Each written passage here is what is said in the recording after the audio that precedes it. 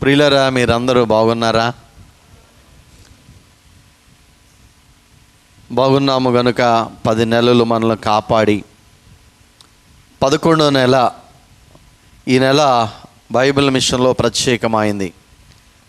యేసుక్రీస్తు వారి 2వ రాకడ గురించి ఎక్కువగా తలస్తూ సభలు, సమావేశాలు, పండుగలు, మీటింగ్స్ ఏర్పాటు చేసుకొని సంఘాన్ని బలపరిచేటువంటి శ్రేష్టమైన నెల కనుక ఈ నెలలో దేవుడు 11 నెలలోనికి మనల్ని నడిపించినందుకు మన 2 చేతులు పైకెత్తి ఒకమారు దేవుడు 10 నెలలు మమ్మల్ని కాపాడి సంవత్సరమందు సురక్షితముగా 11 నెలలోనికి తీసుకుని వచ్చిన దేవా నీకు స్తోత్రం అని త్రియేక దేవుని మనం గణపరుచుకుందాం. అందరూ కళ్ళు మూసుకొని ప్రభువుని తలస్తూ 2 చేతులు పైకెత్తి ఒకమారు దేవుని స్తోత్రం చెప్దాం. దేవునికి స్తోత్రం, దేవునికి స్తోత్రం, దేవునికి స్తోత్రం. సమస్త మహిమ, ఘనత, కీర్తి, ప్రభావములు యుగయుగములు త్రియేక దేవునికి కలుగును గాక. ఆమేన్. మన ప్రభువైన యేసుక్రీస్తు వారి కృపయు ఆయన సమాధానం మీ అందరికీ కలుగును గాక.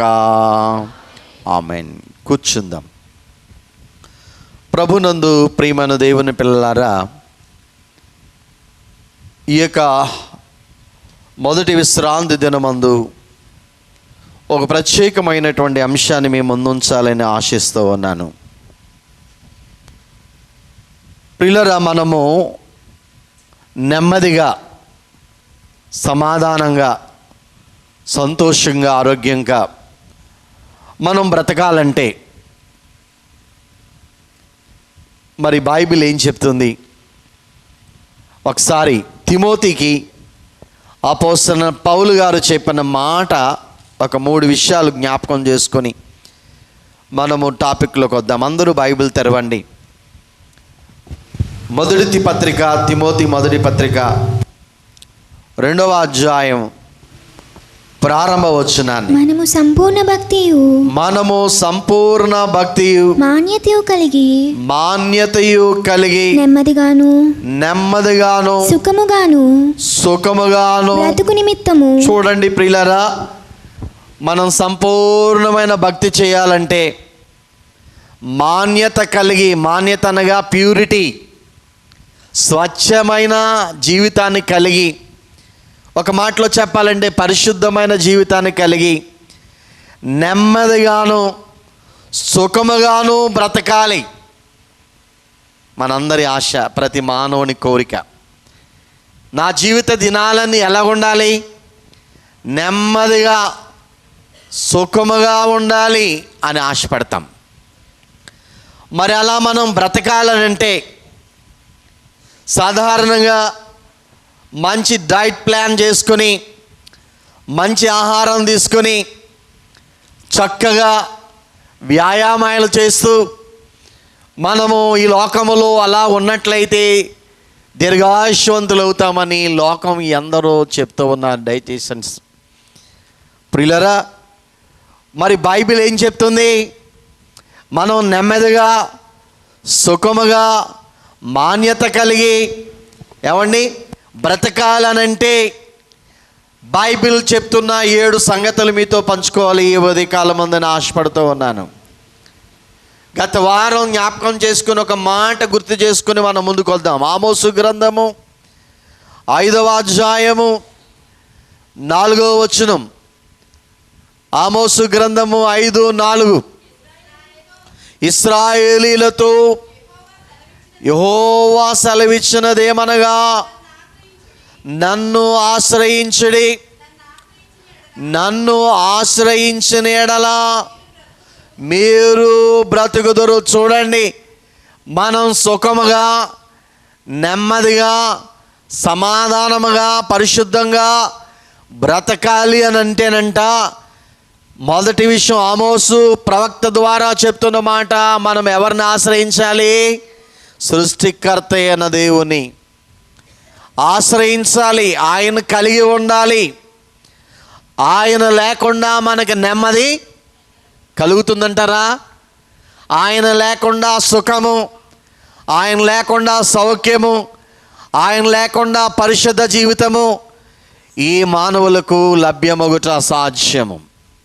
అందుకనే తండ్రి అయిన దేవుడు చెప్తున్న మాట, నన్ను ఆశ్రయించిన ఎడల మీరేమవుతారు? బ్రతుకుతారు.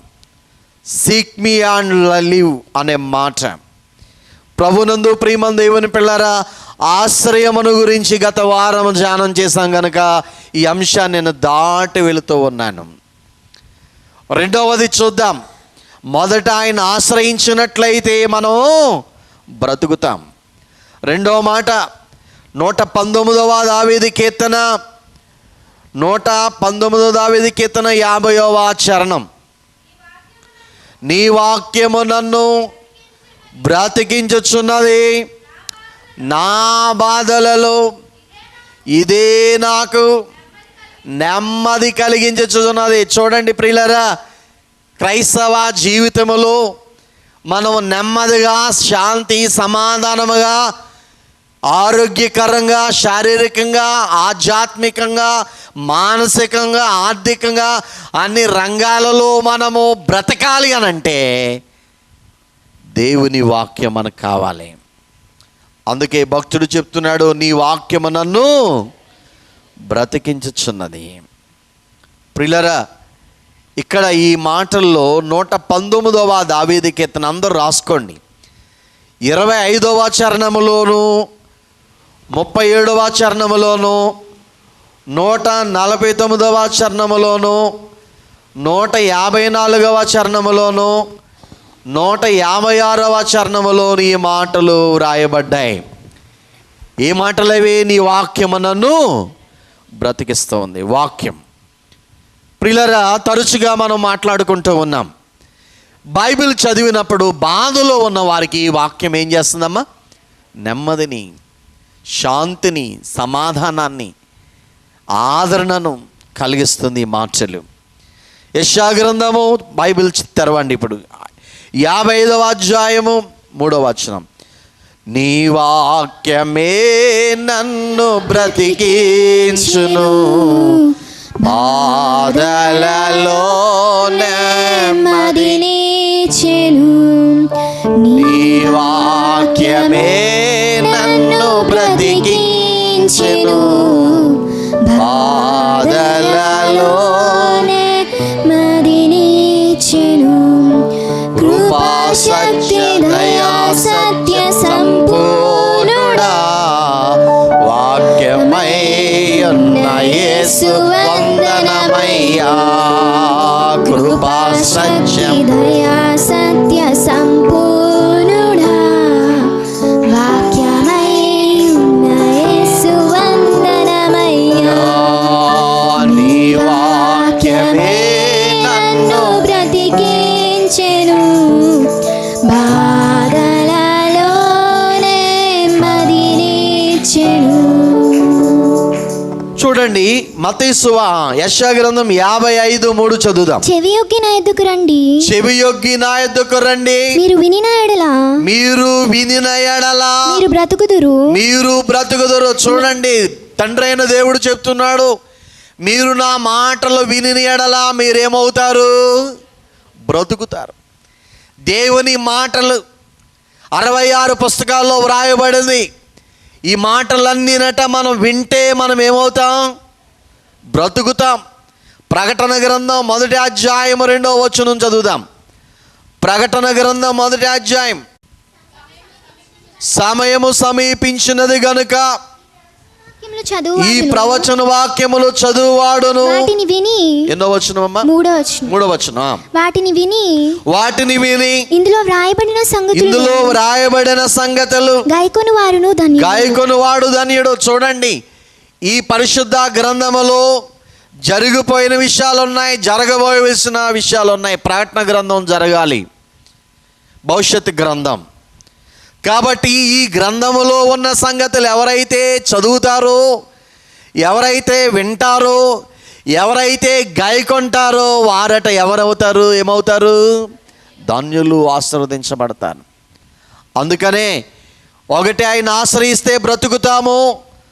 రెండవది ఆయన వాక్యము ద్వారా మనం ఏమవుతున్నాం? బ్రతుకుతాం. మత్తయి సువార్త 4వ అధ్యాయము 4వ వచనం చదువుదాం. మత్తయి సువార్త 4వ అధ్యాయం 4వ వచనం. అందుకాయన మనుష్యుడు రొట్టె వలన మాత్రము కాదు గాని దేవుని మాట నోట నుండి వచ్చు ప్రతి మాట వలన జీవించును లేక బ్రతుకును. కొండ మీద అపవాది శోధించాడు 40 దినాలు. అనంతరం అప్పుడు ప్రభు అంటాడు, మనుషుడు రొట్టె వలన మాత్రము కాదు, దేవుని నోట నుంచి వచ్చే ప్రతి మాట వలన ఏమవుతాడట? జీవిస్తాము లేక బ్రతుకుతున్నాము. ప్రియులారా, చాలా సంవత్సరాల క్రితం నేను ఒక పేపర్ స్టేట్మెంట్ చూశాను. ఒక 3 యవనస్తులు సముద్రంలో వేటకని బయలుదేరారు పడవలో. ఎక్కడికి వెళ్ళారండి? సముద్రములో చేపల వేటకు వెళ్ళారు. ప్రియులారా, వాళ్ళు అలా లోతుగంట వెళ్ళిన తర్వాత ఇంకా లోపలికి వెళ్ళి వేరే ప్రాంతానికి వెళ్ళిపోయారు. గమ్యం ఎటు వెళ్ళాలో తెలియట్లేదు, దిక్చూచి తెలియట్లేదు వాళ్ళకి. అలాగా సముద్రములో దారి తెలియక నెల దినాలు, నెల అంటే 3 నెలలు అలాగుండిపోయారటండి. ఎన్ని నెలలమ్మా? 3 నెలలు. ఆహారం లేదు, నీళ్లు లేవు. ఎలా ఉంటుందో చూడండి. ప్రియులారా, కొన్ని చేపల్ని, పచ్చి చేపల్ని వేటాడుకొని చంపుకి తిన్నారు కొద్ది రోజులు. ప్రియులారా, ఏం చేయాలి అర్థం కాలేదు. వారు వెళుతూ క్రైస్తవులు కనుక బైబిల్ పట్టుకొని వెళ్ళారు. మీరు ఎప్పటికైనా ప్రయాణం చేసినప్పుడు మీతో పరిశుద్ధ గ్రంథాన్ని, చిన్న బైబిల్ అయినా మీ హ్యాండ్ బ్యాగ్లో పెట్టుకుని, హ్యాండ్ పర్సులో పెట్టుకుని వెళ్ళిపోండి. ఒకవేళ మీరు వాహనాలు కలిగిన వాహనదారులైతే మీ కారులో ఒక బైబిల్, చిన్న బైబిల్ పెట్టుకుని వెళ్ళండి ప్రార్థన చేసుకొని. మీరు బైబిల్ తీసుకుని వెళ్ళారంట. ఏం చేయాలో ఆకలి బాధకు తట్టుకోలేక బైబిల్లో ఒక్కొక్క పేజీ తినడం ప్రారంభించారు. ఇది నిజంగా జరిగిన సంఘటన మీకు చెప్తున్నాను. ఈ పేపర్, ఒక్కొక్క పేపర్ తినేస్తున్నారు, చదువుతున్నారు, భుజించేస్తున్నారు. అలా 3 నెలలు గడిపారండి.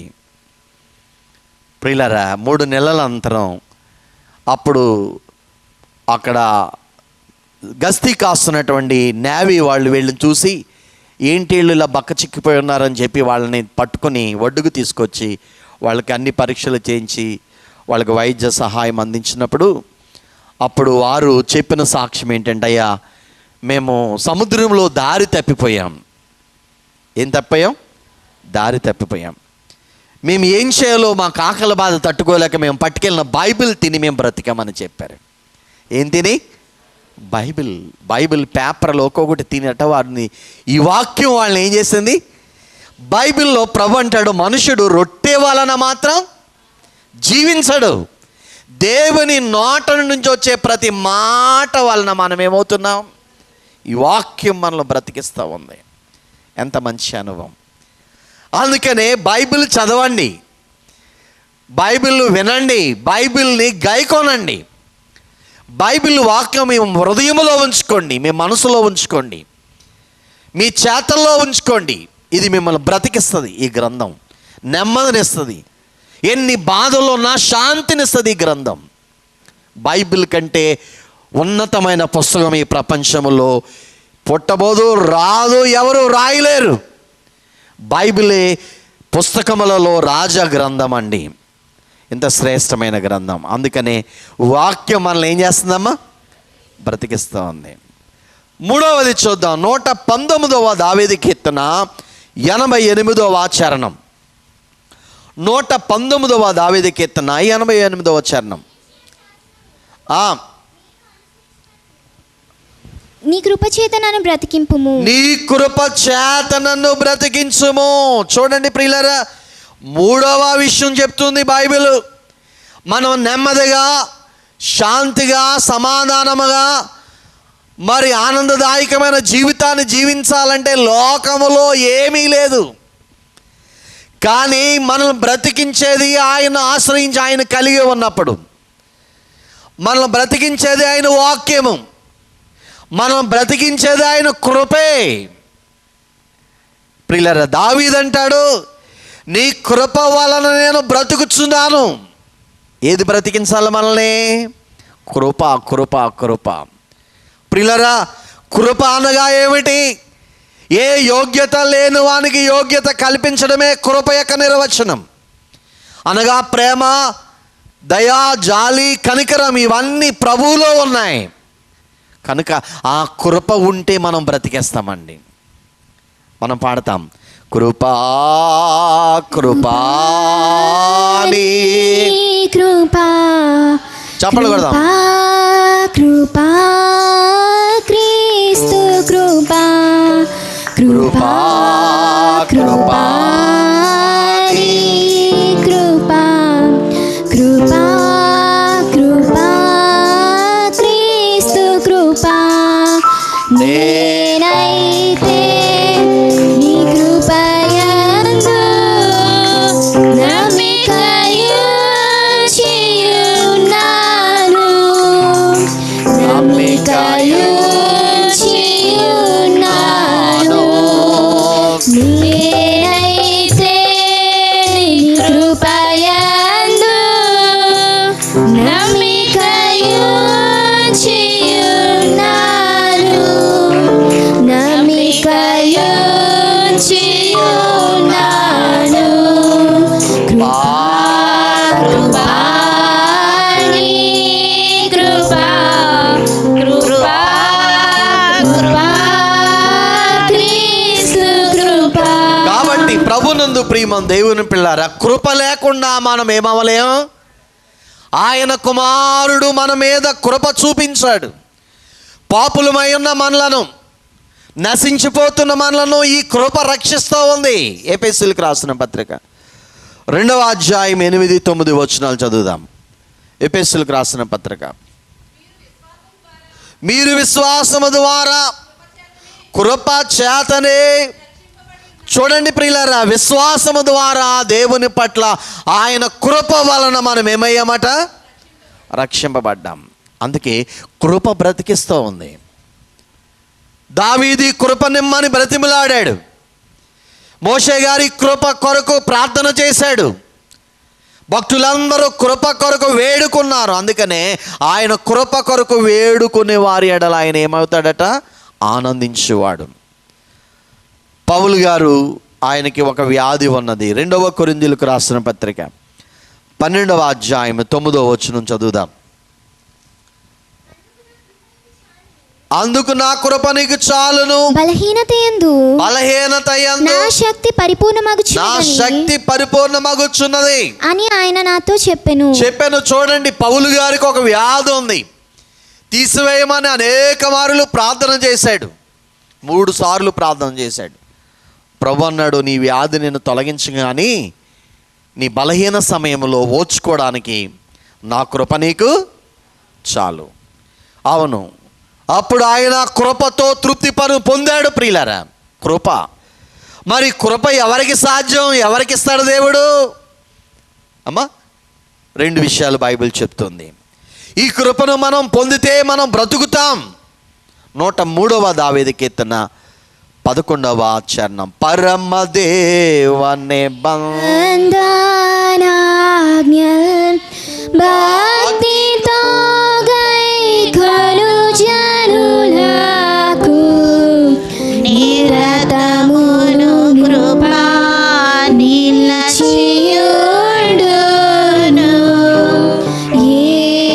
యెహోవా నీతి తరముల పిల్లలకు నుండును.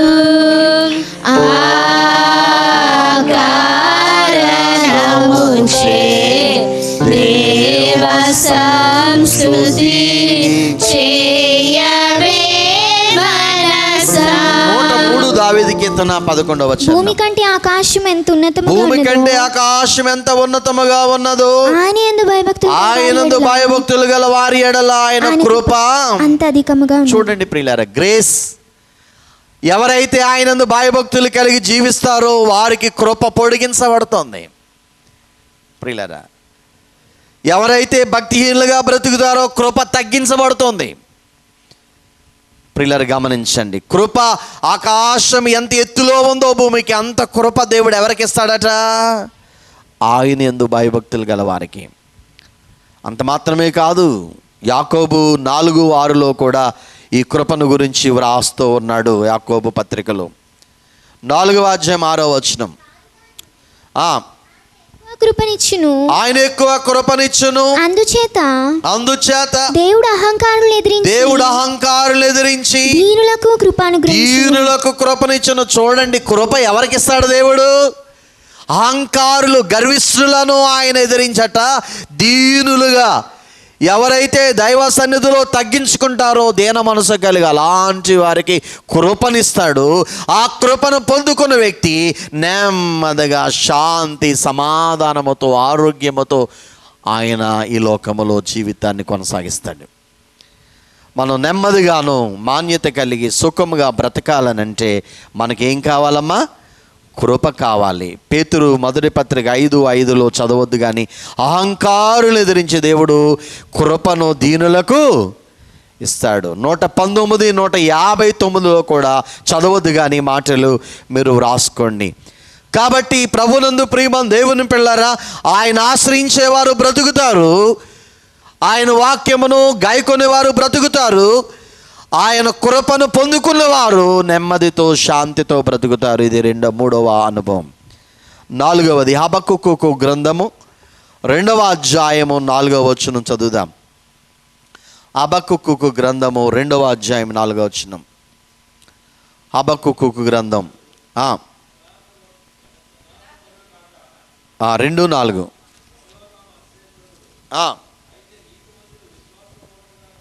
అయితే నీతిమంతుడు విశ్వాసమూలముగా బ్రతుకును.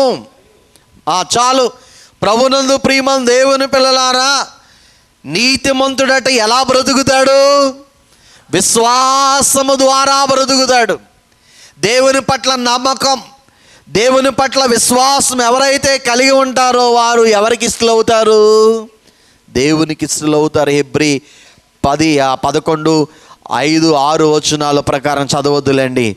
కాబట్టి ఎవరైతే విశ్వాసం కలిగి జీవిస్తారో ప్రభు పట్ల వారు దేవునికి ఇష్టలవుతారు. దేవునికి ఎవరు ఇష్టలవుతారో వారు నిరంతరము ప్రభు వచ్చే వరకు బ్రతుకుతారు, సుఖముగా బ్రతుకుతారు. ఎంతకాలం బ్రతికారు అన్నది కాదు కానీ నెమ్మదితో శాంతితో సమాధానముతో వారు జీవిత దినాలన్నీ బ్రతికేస్తారనే మాట. రోమా 1 అధ్యాయం 17వ వచనం, గలతీ 3:11, హెబ్రీ 10:28, రోమా 1:17, గలతీ 3:11, హెబ్రీ 10:28 ఈ మాటలు రాయబడి ఉన్నవి. ఒకసారి యోహాను సువార్త 5వ అధ్యాయం 24వ వచనాన్ని మనం చదువుకుందాం. 5వ అధ్యాయం.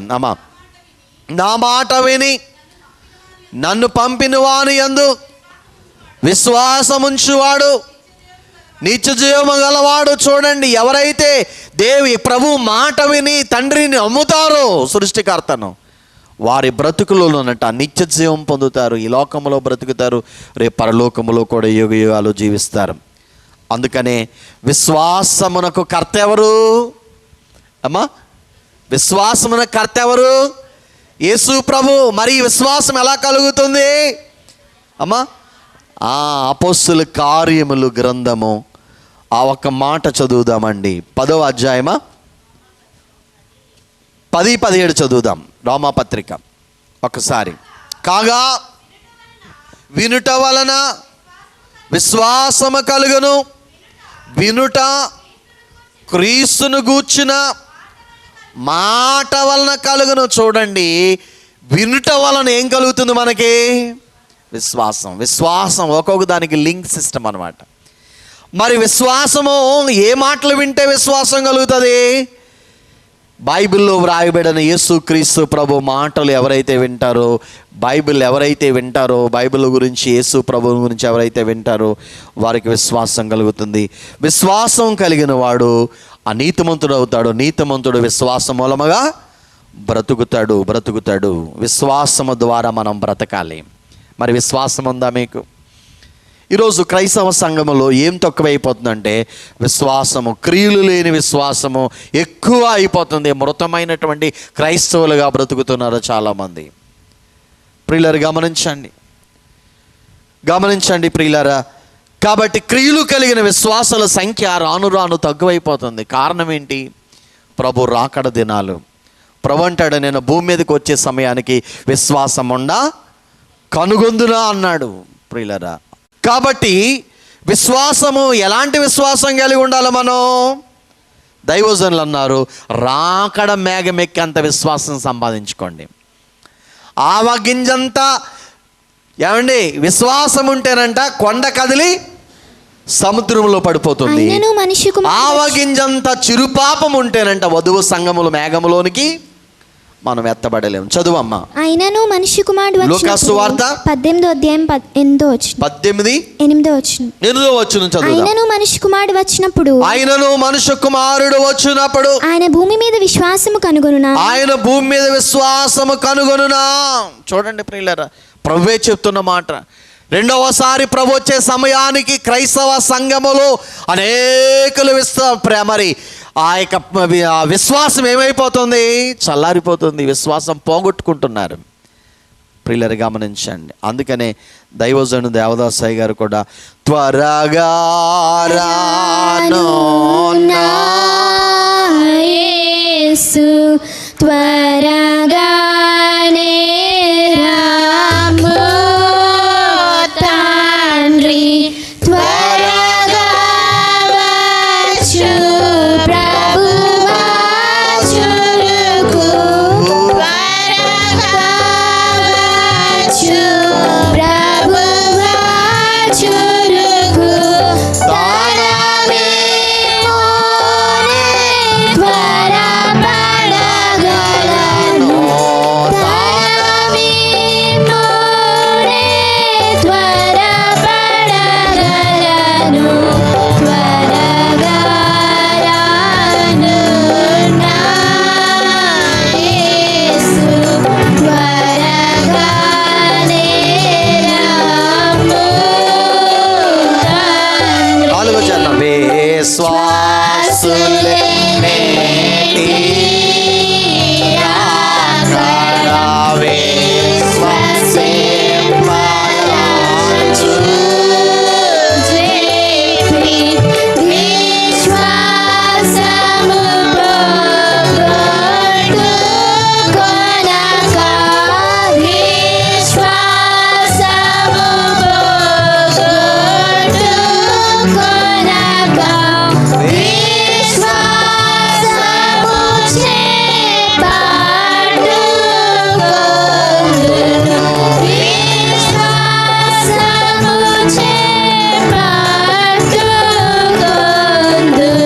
త్వరగా రాను నా యేసు త్వరగానే రాము తండ్రి. కాబట్టి ప్రభునందు ప్రియులారా, నేటి రాకడ కాలములో మనము విశ్వాసమును పోగొట్టుకోకుండా విశ్వాసమును ఏం చేయాలి? మనం చేపట్టుకోవాలి. విశ్వాసమును కాపాడుకోవాలి. అపోస్తలుడైన పౌలు ఆయన చనిపోయే చివరి దినాల్లో రోములో ఆయన జైల్లో ఉంటూ వ్రాసిన పత్రికలో ఆయన అంటాడు, ప్రియులారా, తిమోతికి వ్రాస్తూ చెప్పిన మాట ఏంటంటే 2వ తిమోతి 4:7 చదువుదాం. మంచి పోరాటం పోరాడు తిని నా పరుగు కడముట్టించి తిని విశ్వాసమును కాపాడుకోండి. చూడండి, ఆయన ఇచ్చిన స్టేట్మెంట్ ఏంటంటే సాక్ష్యం, మంచి పోరాటం పోరాడాను, నా పరుగు నేను రీచ్ అయిపోయాను, చివరికి విశ్వాసమును కాపాడుకున్నాను. ఇక నాకు ఆ తండ్రి ఏమిస్తాడట అమ్మా? ఆయన నీతి కిరీటాన్ని ఇస్తాడు. ఆయన రెండవ రాకడలో నాకు నీతి కిరీటం. కాబట్టి ప్రభునందు ప్రియులారా, దేవుని నమ్మే వారిని దేవుడే బ్రతికిస్తున్న విశ్వాసమే వారిని బ్రతికిస్తూ ఉంది. మనం విశ్వాసం వల్ల, నీతిమంతుడు విశ్వాసం వలన బ్రతుకుతాడు, జీవిస్తాడనే మాట. మరి ఇది 4వ విషయం. 5వది యోహాను సువార్త 6వ అధ్యాయం 63వ వచనం చదువుదాం. యోహాను సువార్త ఆత్మయే జీవింపజేయుచున్నది. ఆత్మయే జీవింపచేయుచున్నది. శరీరము కేవలము నిష్ప్రయోజనము. నేను మీతో చెప్పుచున్న మాటలు ఆత్మయో జీవమునై ఉన్నవి. చూడండి ప్రభునందు ప్రియులారా, 5వదిగా మనలను ఎవరు బ్రతికిస్తున్నారంట? ఆత్మ, పరిశుద్ధాత్మ తండ్రి నిన్ను బ్రతికిస్తా ఉన్నాడు. ప్రభునందు ప్రియులారా, ఆత్మ లేకుండా మనం ఎవరి వారం కాము? చెప్పాలి, ఎవరి వారం కాము? రోమాపత్రికలో ఈ మాటలు వ్రాయబడి ఉన్నవి. రోమాపత్రిక 8వ అధ్యాయము ప్రియులారా, ఎన్నో వచనం చదువుతారంటే 9వ వచనం. దేవుని ఆత్మ మీలో నివసించి ఉన్న ఎడల మీరు ఆత్మ స్వభావం గలవారే గాని శరీర స్వభావం గలవారు కారు. ఎవడైనను క్రీస్తు ఆత్మ లేని వాడైతే వాడాయన వాడు కాడు. చూడండి ప్రియులారా, ఎన్నో మారులు మనం జ్ఞాపకం చేసుకుంటున్నాం. ప్రియులారా, ఆత్మ లేనివాడు ఎవరు వారు కారట? దేవునికి సంబంధించిన వారు కారు. మరి ఎప్పుడైనా పరిశుద్ధాత్మను నువ్వు అడిగావా? ప్రభువైన యేసుక్రీస్తు వారు అన్నారు, తండ్రి తన్ను అడుగు వారికి పరిశుద్ధాత్మను నిశ్చయముగా ఇస్తాను అని అన్నాడు. లోకములో అది కావాలి ఇది కావాలని వెంపర్లాడుచు బ్రతుకుచున్న ఓ క్రైస్తవుడా, నువ్వు ఎప్పుడైనా చూడండి లూకాసు వార్త 11వ అధ్యాయము ప్రభు చెప్తున్న మాట, ఆయన సెలవిచ్చిన మాట 13వ వచనం.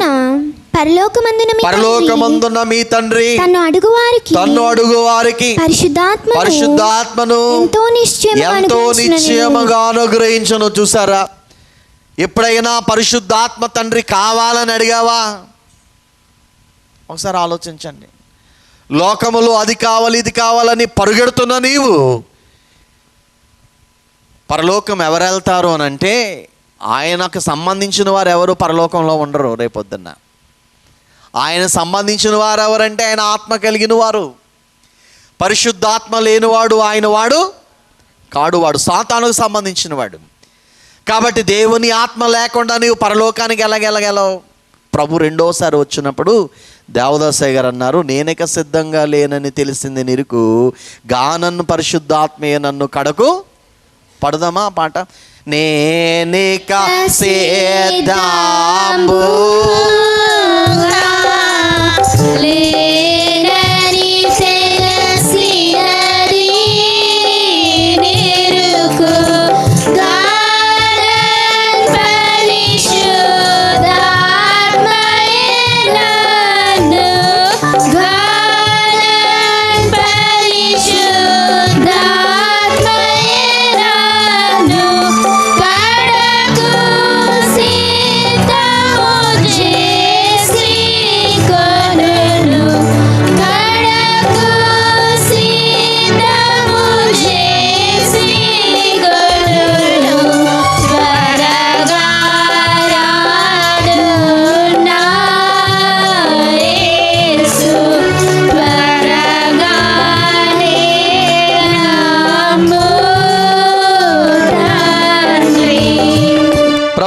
ప్రియమైన దేవుని యేసుక్రీస్తు ప్రభు సమాధి చేయబడ్డారు. 3వ దినాన బ్రతకడానికి కారణం ఏంటో తెలుసా మీకు? అమ్మా, యేసు ప్రభు మరణాన్ని జయించి తిరిగి లేవడానికి గల కారణం ఏంటి? అయ్యో, చదువుదాం బైబిల్. రోమాపత్రిక 8వ అధ్యాయం 11వ వచనం. మృతులలో నుండి యేసును లేపిన వాని ఆత్మ మీలో నివసించిన ఎడల మృతులలో నుండి క్రీస్తు యేసును లేపిన వాడు చావునకులోనైనా మీ శరీరములను కూడా మీలో నివసించుచున్న తన ఆత్మ ద్వారా. చూడండి, సమాధిలో ఉన్న యేసు ప్రభు 3వ దినాన లేవడానికి కారణం ఎవరు? ఆయనలో ఉన్న పరిశుద్ధాత్మ వలన. ఏమండి, మృతులలో నుండి పరిశుద్ధాత్మ యేసు ప్రభువుని 3వ దినాన లేపాడు. ఆయన ఆత్మ ఆయన లేపింది, మరణమును జయింపచేసింది. ఇప్పుడు పాపం ద్వారా వచ్చిన జీతం ఏంటి? మరణం. ఆదాము చేసిన దోషాన్ని బట్టి మనుషులందరికీ ఏమొచ్చింది? మరణం. అందుకే పుట్టిన ప్రతివాడు గిట్టక చచ్చిపోతున్నారు ప్రతివారు. మరి రెండవసారి యేసు ప్రభు వచ్చినప్పుడు మనం లేవాలనంటే మనం బ్రతికి ఉండగానే మనలో ఎవరు జీవించాలి? పరిశుద్ధాత్మ. అక్కడ ఏం రాయబడిందంటే, చావునకు లోనైన మీ శరీరము కూడా మీలో నివసించుచున్న తన ఆత్మ ద్వారా మనల్ని ఏం చేస్తాడట? ఒకవేళ ప్రభు రాక ఆలస్యమై ఎందరో పరిశుద్ధులు సమాధి చేయబడ్డారని, ప్రియులారా, రెండవ రాకడలో ఆ బోర శబ్దానికి మొదట వారే లేపబడతారు. ఎందుకంటే ఆల్రెడీ వారు దేవుని ఆత్మను కలిగి మరణించారు. పరిశుద్ధాత్ముడు వారిని మరలా లేపబోతున్నాడు. వారు లేచి మధ్యాకాశాన్ని వెళ్ళిపోతారు. సజీవముగా నీవు నేను ఉన్నప్పుడు ప్రభు వచ్చాడు అనుకోండి, దేవుని ఆత్మ నీలో నిలిచి ఉన్నాడు అనుకోండి, మనము మార్పు చెందుతాము, మహిమ మేఘముల మీద కొనుపబడతాం. అంత గొప్ప ధన్యత ఉంది. అందుకని ఆత్మ మనలను బ్రతికింపచేస్తుంది. ప్రియులారా, కొరింథీ 2వ పత్రిక 3వ అధ్యాయము 6వ వచనం చదువుదాం. కొరింథీలకు రాసిన 3వ అధ్యాయం 6వ వచనం. ఆయనే మమ్మును అమ్మా ఆయనే మమ్ములను క్రొత్త నిబంధనకు అనగా అక్షరమునకు కాదు గాని ఆత్మకే పరిచారకులం అవుటకు మాకు సామర్థ్యము కలిగించి ఉన్నాడు. చూడండి, ప్రభునందు ప్రియులారా, పరిశుద్ధాత్ముడే మనల్ని శక్తితో నింపాలి. అప్పుడే మనము జీవిస్తాము. అక్షరము చంపును గాని ఆత్మ జీవింపజేయును. చూడండి, అక్షరం ఏం చేస్తుందట? చంపుతుంది, ఆత్మ జీవింపచేస్తుంది. పరిశుద్ధాత్ముడే మనం బ్రతికించాలి. అందుకని మనం నెమ్మదిగా, సమాధానంగా, శాంతిగా మనం బ్రతకాలనంటే మనం ఎవరిని కలిగి ఉండాలి? పరిశుద్ధాత్మ. ఇది దేవుని ఆత్మ నిన్ను చివరి వరకు, మేఘం ఎక్కే వరకు, ప్రభు రెండోసారి వచ్చినప్పుడు ఆయన కలుసుకునే వరకు నీలోనే నివసిస్తాడు. అందుకనే ప్రభు అన్నాడు, నేను వెళ్ళిపోవడం వల్ల మీకు ఏం కలుగుతుంది? ప్రయోజనం కలుగుతుంది. నేను ఉంటే మీకు ప్రయోజనం లేదు, నా పని అయిపోయింది కనుక నేను వచ్చిన పని కంప్లీట్ చేశాను, వెళ్ళిపోతున్నాను. ఆదరణకర్త వస్తాడు. పరిశుద్ధాత్మ మీ మీదకి వచ్చినప్పుడు మీరు ఏం పొందుతారు?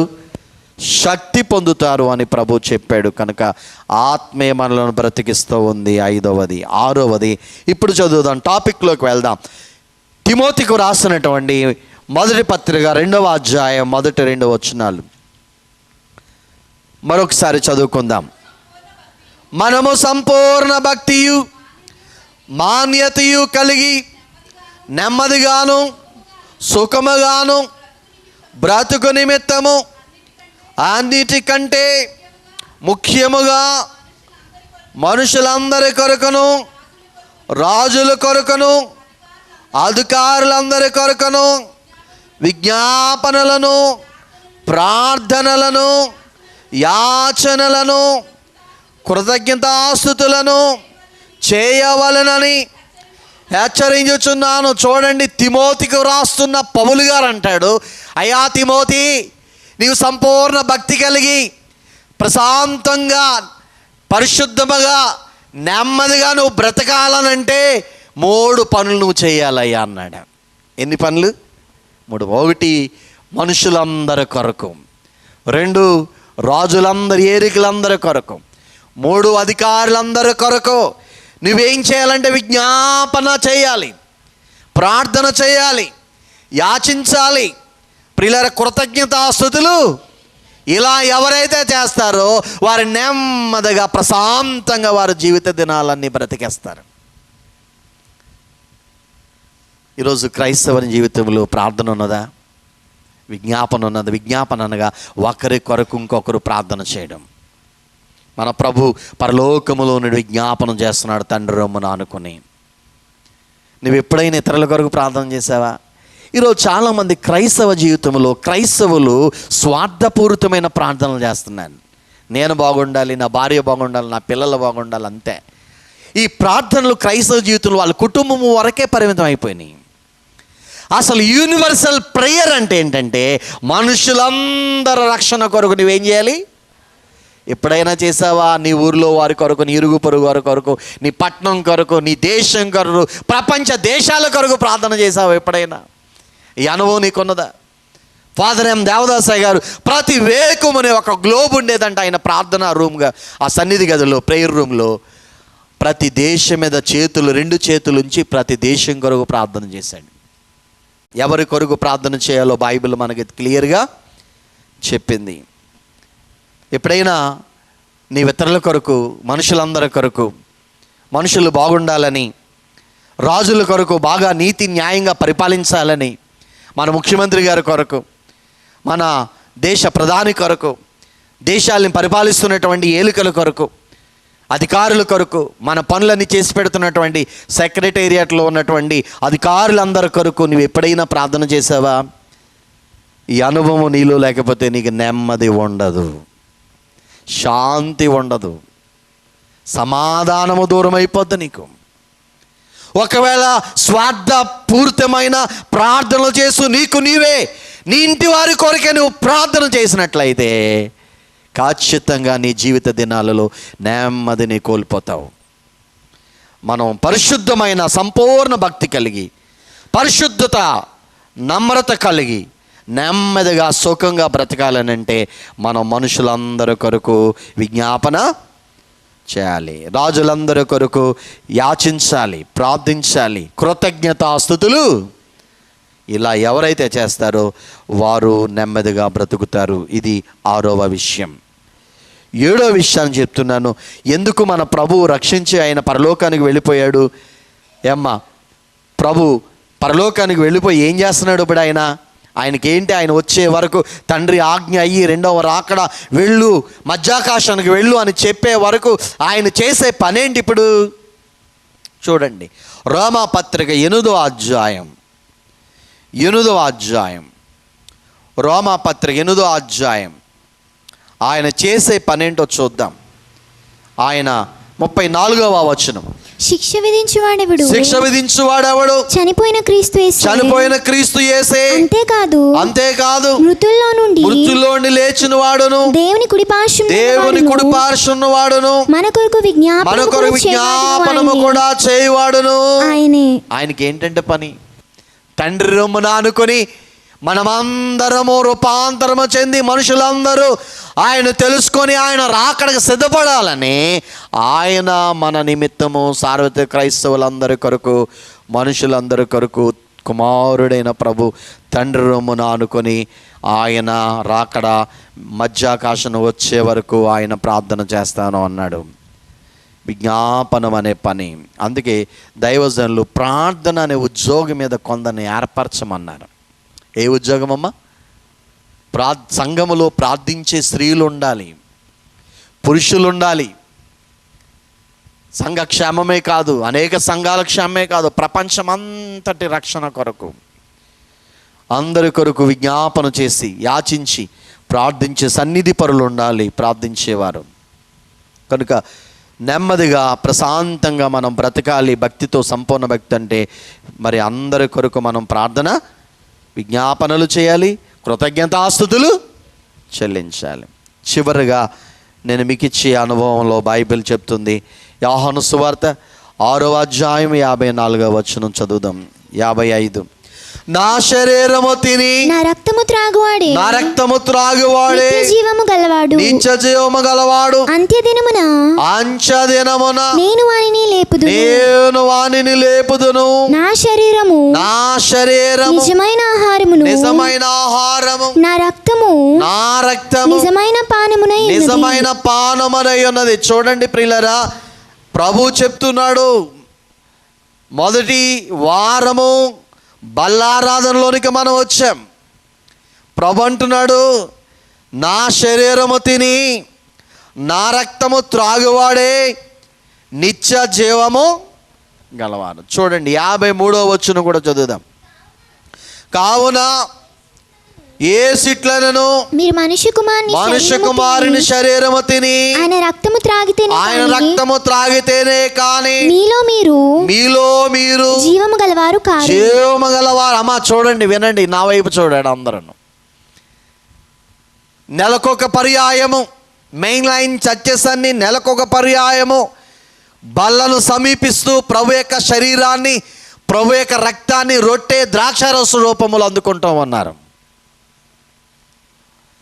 కొన్ని సంఘాలు సంవత్సరానికి ఒకసారి, కొన్ని సంఘాలు వారం వారము ఈ బల్లను ఆచరిస్తారు. మంచిదే, ఎవరు ఏ పద్ధతిలో క్రమమైన రీతిలో తీసుకున్నట్లయితే. ప్రభు చెప్తున్నాడు, ఆయన శరీరము తింటే తప్ప, ఆయన రక్తం త్రాగితే తప్ప మీరెవరు కాదు, జీవము గలవారు కారు.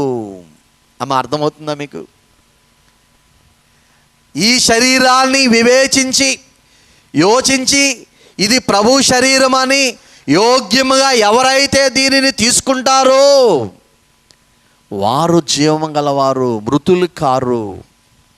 మన ప్రభు అంటాడు, నేనే జీవము. ప్రియులారా, ఆయనలో మరణము లేదు కనుక ఆయన శరీరము మరణాన్ని జయించింది, ఆయన రక్తము మరణాన్ని జయించింది. కారణం ఆయనలో పాపము లేదు. పాపము లేని పరిశుద్ధ శరీరం, పాపము లేని పరిశుద్ధ రక్తం ఎవరైతే యోగ్యముగా నెలకొక పర్యాయము క్రమమైన పద్ధతిలో దీనిని అందుకుంటారో వారు మృతులు కారు, వారు జీవిస్తూ ఉన్నారు. చూసారా?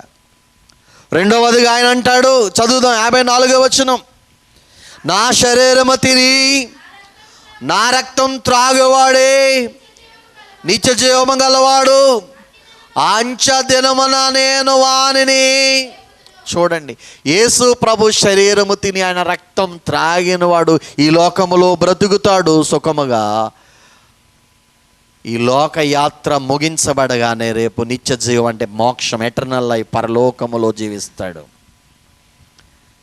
బల్లకు అంత శక్తి ఉంది, 2 లోకాల్లో నువ్వు జీవించే శక్తినిస్తూ ఉంది. ఈ లోకములో ఆయన కొరకు బ్రతుకుతావు, రేపు పరలోకములో కూడా నీవు యుగ యుగాలు జీవిస్తావు. మరి ఎలా తీసుకుంటున్నారు మీరు? చాలామంది అవిధేయంగా, అయోగ్యంగా ఎలా పడితే అలాగా ఈ రొట్టెను ద్రాక్షారసం తీసుకుంటున్నారు. కొన్నిసార్లు కొన్ని ట్యాబ్లెట్లని సరిగా మనం వాడలేదనుకోండి, మందు సరిగా తీసుకోలేదనుకోండి, ఏముంటాయి? సైడ్ ఎఫెక్ట్స్ ఉంటాయి. ఉంటాయా లేదా?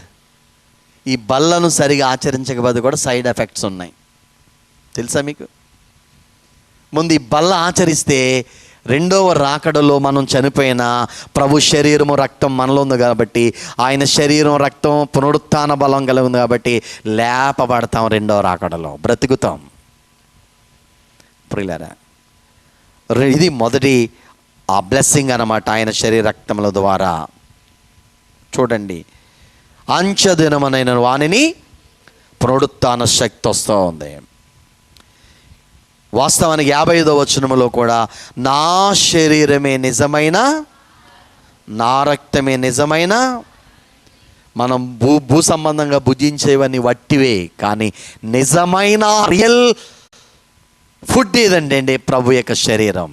నిజమైన పానం ఏదైనా ఉందనుకోండి,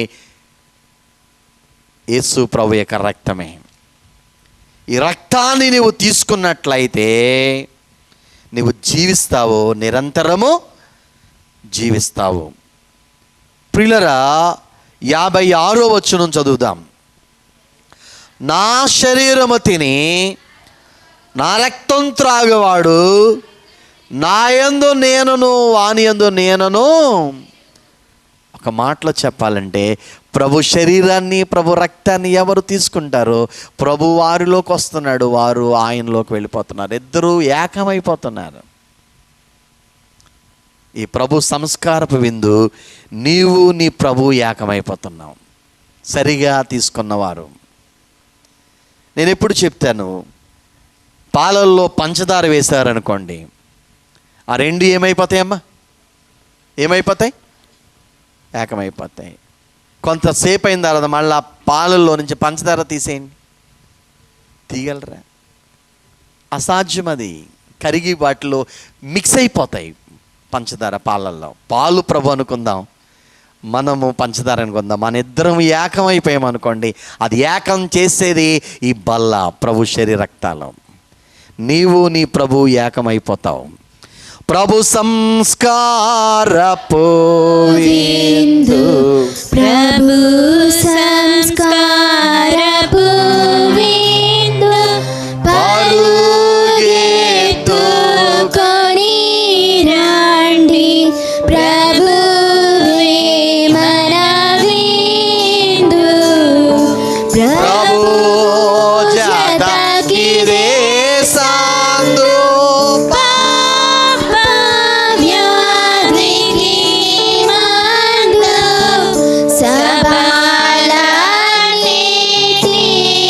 యందు సంతృష్టి పెంపొందు.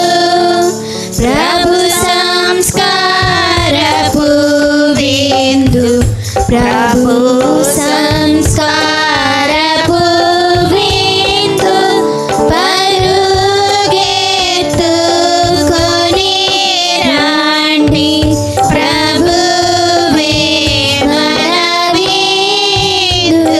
సరిగా నుండి భోజనము కైకొను సున్న మరణము లేదు, మరికొన్నాళ్ళకు వచ్చు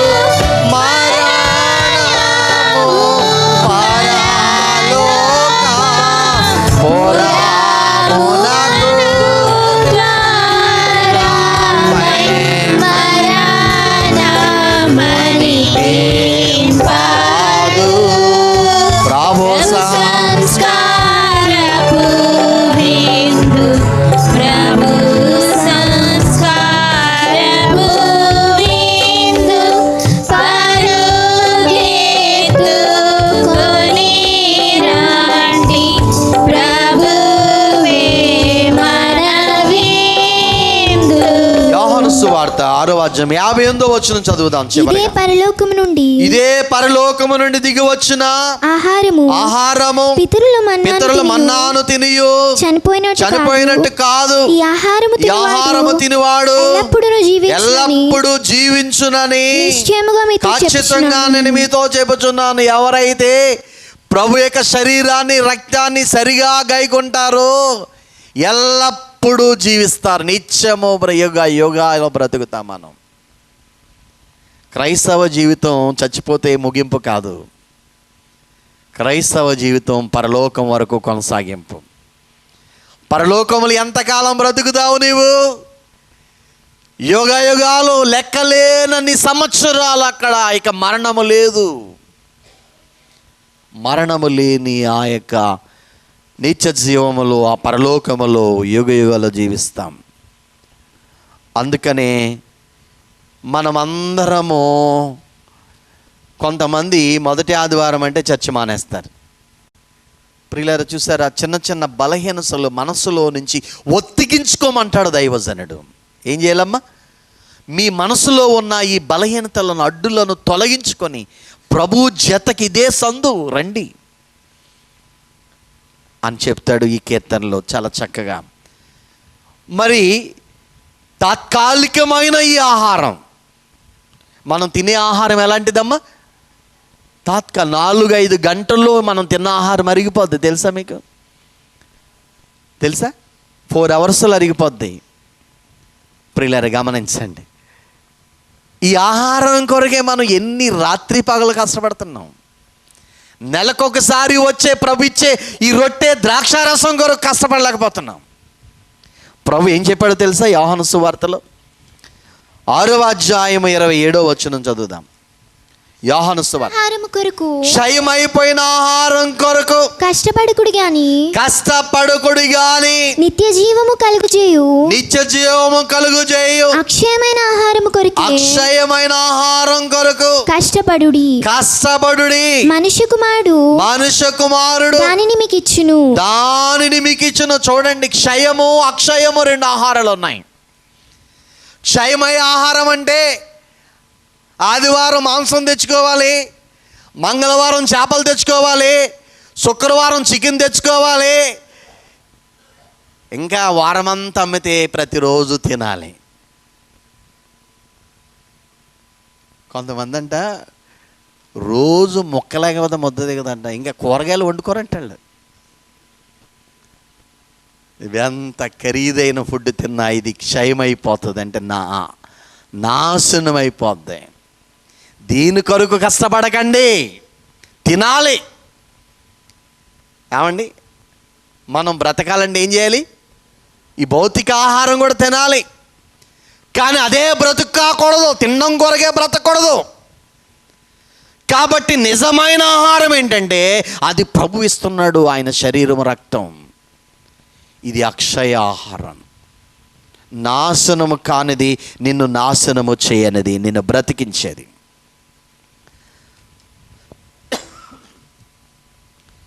మరి బల్లను నువ్వు ఎలా ఆచరిస్తున్నావు? చాలామంది క్రైస్తవులు ఈ బల్లను నిరాకరిస్తారు. ఇప్పుడు ఇలా బాప్తిసం వరకు ఓకే, చర్చ్ వరకు ఓకే, కానీ బల్లలో పాలు పొందలేరు చాలామంది. దురదృష్టవంతులు. వారికి ఒక బ్యాడ్ న్యూస్ ఏంటంటే రెండవ రాకడలో వారు ఎత్తబడలేరు.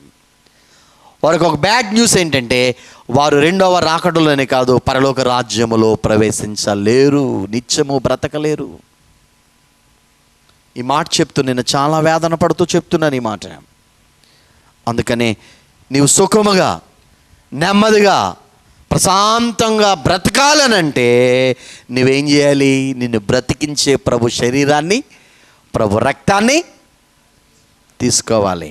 తీసుకుంటే ఈ లోకంలో బ్రతుకుతావు, నిత్యము బ్రతుకుతావు. ప్రియులారా, టాపిక్లోకి వచ్చేస్తున్నాను. మనం సంపూర్ణ భక్తియు మాన్యతయు కలిగి నెమ్మదిగాను సుఖముగాను బ్రతకాలనంటే బ్రతకాలనంటే ఎన్ని విషయాలు చెప్పాం? మొదటి విషయం ఏంటి? ఆయనను ఆశ్రయించాలంటే ఆయన్నే కలిగి ఉండు, అప్పుడు నిన్ను బ్రతికిస్తాడు ఆయన. రెండవది ఆయన వాక్యము నిన్ను, మూడవది ఆయన కృప నిన్ను, నాలుగవది ఆయన పట్ల విశ్వాసమే నిన్ను బ్రతికిస్తుంది, ఐదవది ఆయన పరిశుద్ధాత్ముడే నిన్ను, ఆరవది మనుషులందరి కొరకు, రాజుల కొరకు, అధికారుల కొరకు విజ్ఞాపనలు, ప్రార్థనలు, యాచనలు, కృతజ్ఞతాస్తుతులు ఎవరు చేస్తారో వారు బ్రతుకుతారు. చివరిగా ఆయన శరీరమును, ఆయన రక్తమును తిని ఎవరు యోగ్యముగా తీసుకుంటారో వారు జీవిస్తారు, నిత్య జీవము పొందుతారు, యోగ్యాలు జీవిస్తారు.